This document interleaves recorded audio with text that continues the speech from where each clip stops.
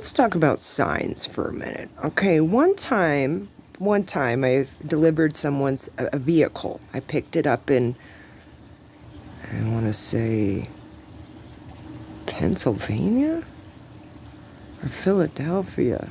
Oof. Anyways, I was living in New York and I got this job to deliver this vehicle.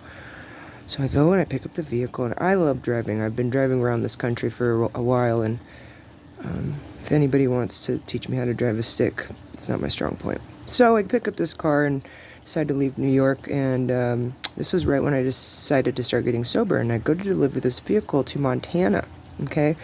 The minute that I leave New York, I see a sign on the road, and it says, like a real sign, like a road sign, it says, "Be prepared to stop."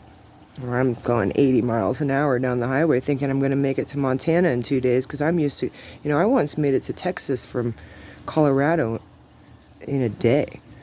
Anyways,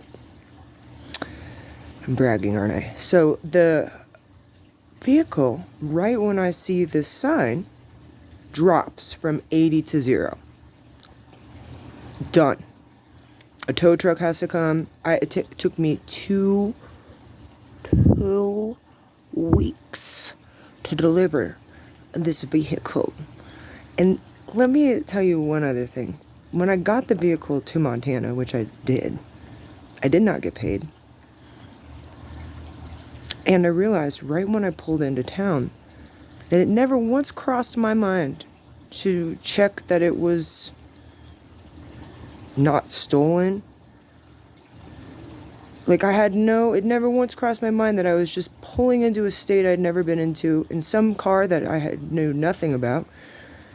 And so